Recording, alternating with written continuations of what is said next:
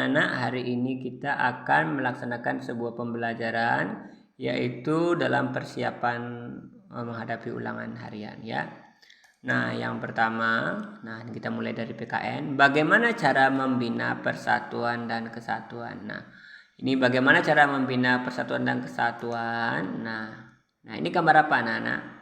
Nah, ini adalah gambar anak yang melakukan kerja bakti. Jadi, cara membina persatuan dan kesatuan adalah dengan melaksanakan kerja bakti. Jadi, dengan melakukan kerja bakti, maka pekerjaan yang berat akan menjadi lebih ringan. Pembangunan akan menjadi lebih lancar dan lebih akrab dengan teman-teman. Jadi, sehingga kehidupan lebih menjadi serasi. Kayak gitu, teman-teman, anak-anak. Nah, kemudian bagaimana cara menyelesaikan suatu permasalahan menyangkut kepentingan bersama? Nah, jika ada sebuah permasalahan, jadi untuk kepentingan bersama itu semua orang berpendapat. Nah, bagaimana caranya kita menyelesaikannya? Yaitu dengan melakukan orang apa ini nih anak-anak?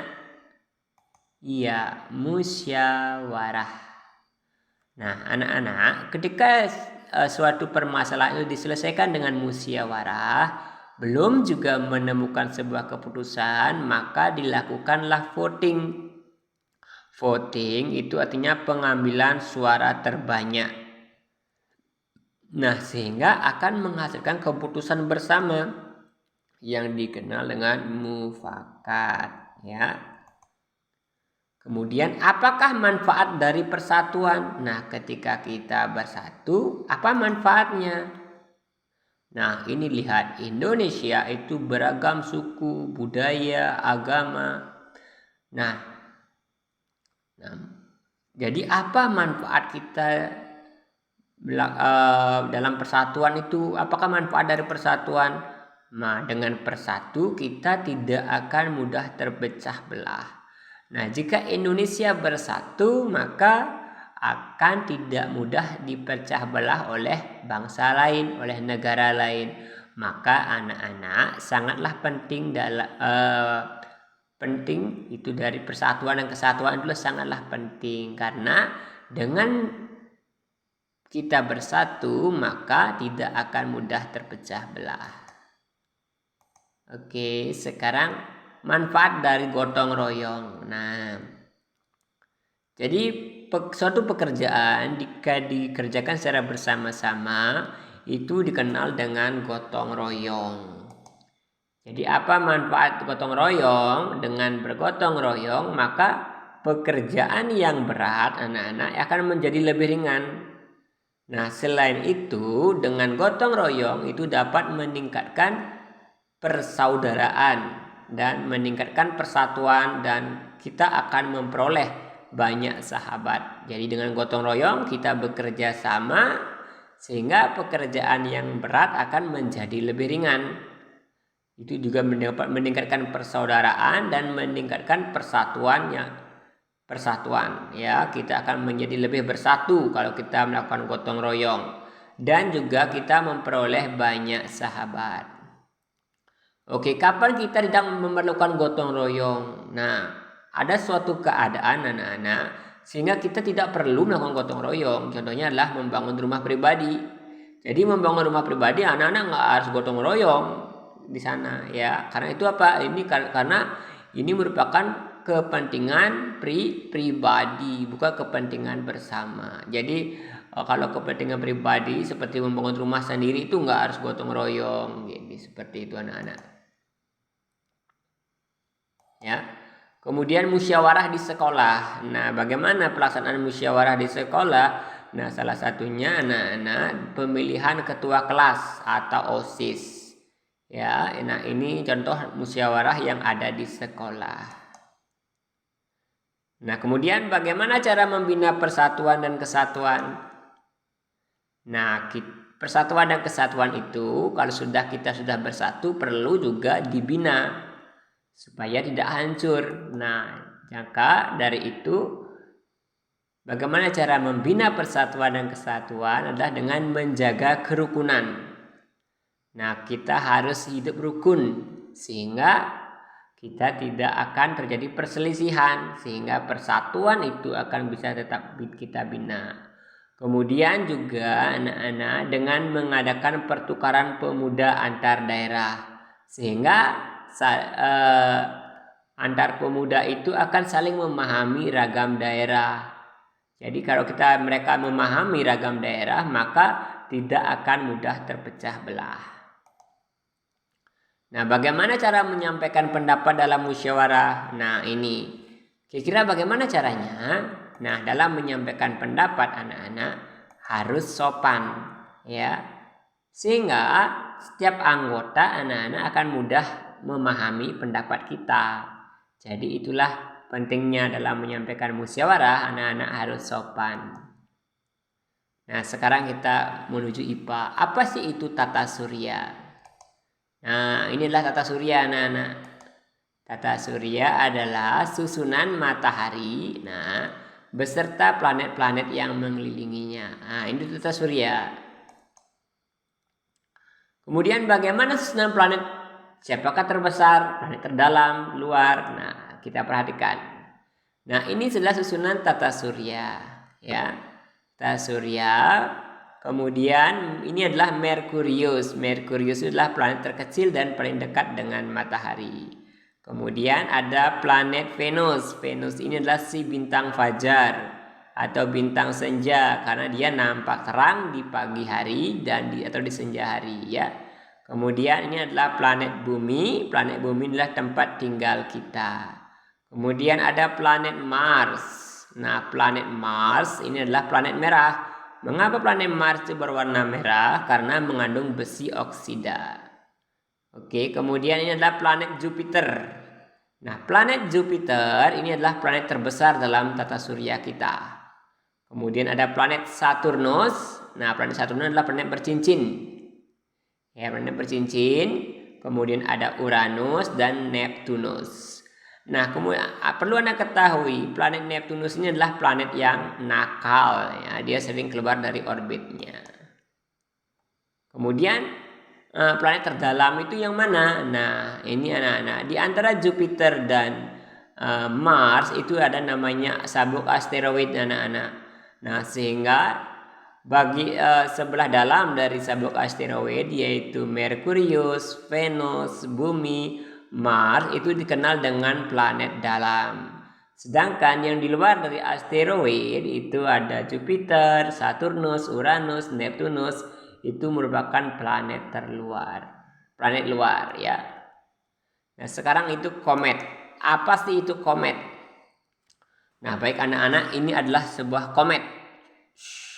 Nah, komet adalah satunya komet Halley. Itu adalah dikenal dengan bintang berekor, anak-anak. Jadi komet itu dikenal dengan bintang berekor, di mana ekor komet ini, anak-anak, itu selalu menjauhi matahari, ya.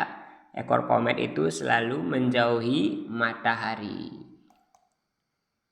Kemudian apakah nama alat untuk melihat bintang? Nah, sehingga anak-anak, alat untuk melihat bintang itu apa? Nah, ini alat untuk melihat bintang namanya adalah stetoskop. Ini adalah alat untuk melihat bintang. Apa namanya? Teleskop, ya. Salah apa bicara. Teleskop. Nah, teleskop itu adalah alat untuk melihat bintang, ya. Namanya teleskop. Nah, sekarang kita akan mengenal itu apakah sih itu asteroid, meteor, dan meteorit. Nah, asteroid ketika benda-benda asing ini, ya. Benda-benda asing ini berada di luar angkasa dan belum jatuh ke bumi, namanya itu asteroid. Nah, ketika dia asteroid namanya, ya. Kemudian ketika dia jatuh ke bumi sehingga bergesekan dengan atmosfer, nah ini dikenal dengan meteor.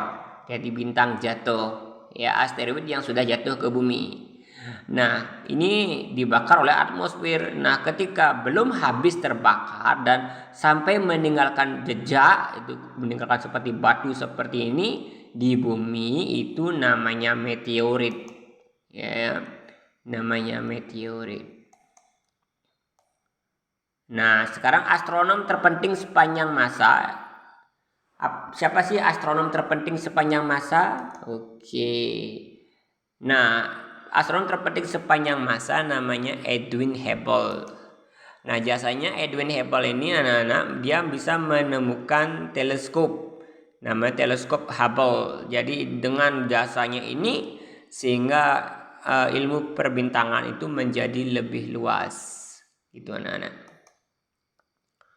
Nah, dalam teori ya itu ada dua, ada teori geosentris dan ada heliosentris oleh Nicolaus Copernicus.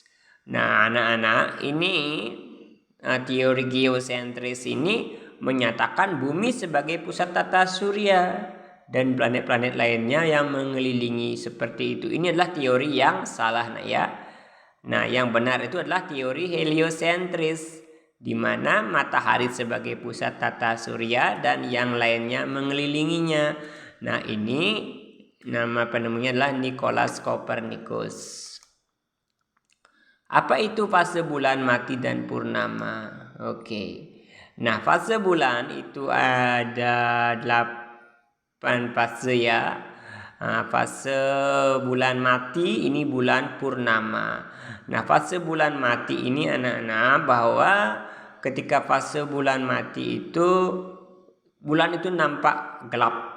Sedangkan pada fase bulan purnama itu bulan akan nampak terang, anak-anak. Itu bedanya antara fase bulan mati atau bulan baru dan bulan purnama. Oke, ini nama-nama satelit Merkurius dan Venus itu planet yang tidak memiliki satelit. Nah, bumi kita memiliki satu satelit namanya bulan. Kemudian Mars itu memiliki satelit namanya Phobos dan Deimos. Nah, Jupiter itu memiliki satelit Euro, Ganymede, nah itu yang terkenal ya. Kemudian Saturnus itu memiliki namanya Titan. Nah, ini satelit Saturnus yang terkenal Titan. Kemudian Uranus itu ada Miranda, Ariel, Umbriel, itu Uranus. Kemudian ada Neptunus, Triton, itu adalah salah satu satelit dari Neptunus. Siapakah planet sering bikin ulah? Nah, ini adalah planet Neptunus, si planet nakal. Ini sering keluar dari orbit ya. Apakah itu satelit buatan? Nah, ini satelit buatan adalah satelit yang dibuat oleh manusia. Ya, biasanya digunakan untuk merekam dan mengirimkan informasi yang terkait dengan cuaca, anak-anak. Ini adalah satelit yang dibuat oleh manusia. Nah, sekarang kita lanjut ulangan IPS ya, kita belajar di sini. Nah, apakah sih itu modernisasi, anak-anak? Nah, yang namanya modernisasi di mana di masyarakat itu terjadi perubahan ya, perubahan sosial. Dari awal kehidupannya itu sederhana dengan alat seadanya menjadi canggih, menjadi lebih maju. Sehingga modernisasi itu adalah perubahan dalam masyarakat yang awalnya tradisional itu menjadi lebih maju. Kemudian apa akibat buruk dari modernisasi? Nah, selain dia memberikan manfaat bagi kehidupan, dia juga memberikan sisi yang buruk. Nah, akibat sisi buruknya itu, nah ini perhatikan. Yang pertama itu lebih mementingkan diri sendiri. Karena asik ya dengan teknologi sehingga dia lupa dengan kawan-kawannya itu. Kemudian budaya lokal akan menjadi luntur, anak-anak. Nah, karena ada canggih teknologi, sudah ada YouTube, jadi wayang ini akan menjadi luntur. Jadi seperti itu. Kemudian lebih konsumtif. Nah, konsumtif itu artinya dia lebih boros ya. Karena untuk mendapatkan teknologi atau modern itu kita butuh biaya yang besar. Jadi seperti itu. Nah, manfaat modernisasi apa? Nah, sistem perdagangan menjadi lebih mudah karena pembeli dan penjual nggak harus bertemu, ya nggak? Kemudian kita lebih mudah bepergian. Nah, karena ada pesawat terbang, kita bisa ke Amerika dengan cepat. Nah, kemudian perkembangan ilmu pengetahuan menjadi lebih cepat. Jadi seperti itu anak-anak. Oke, apakah itu konsumtif? Nah, konsumtif itu adalah, ini orang konsumtif. Di cara hidup seseorang di mana dia menggunakan sesuatu itu tidak sesuai kebutuhan anak-anak.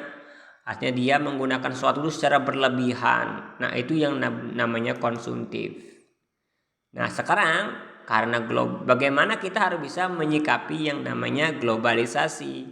Bagaimana cara menyikapi globalisasi? Yaitu menggunakan ideologi Pancasila untuk menyaring dan menyeleksi budaya asing yang budaya asing, serta meningkatkan keimanan dan ketakwaan terhadap Tuhan Yang Maha Esa. Jadi seperti itu anak-anak, bagaimana cara menghadapi globalisasi. Kita harus menggunakan ideologi Pancasila. Jadi kita harus menyaring budaya asing, mana yang cocok dan mana yang tidak dengan budaya kita. Nah, apa faktor mendorong modernisasi anak-anak? Apa yang menjadi pendorong? Nah, perhatikan. Meningkatkan efisiensi kerja. Jadi dengan modernisasi efektivitas kerja itu lebih meningkat anak-anak. Jadi kalau ini mungkin lama ya, tapi kalau traktor itu bekerjanya lebih cepat sehingga waktu yang dibutuhkan itu sangat efisien ya. Oke, demikian persiapan ulangan sesi 9 ya, mata pelajaran PKN, IPA dan IPS. Baik anak-anak, selamat belajar.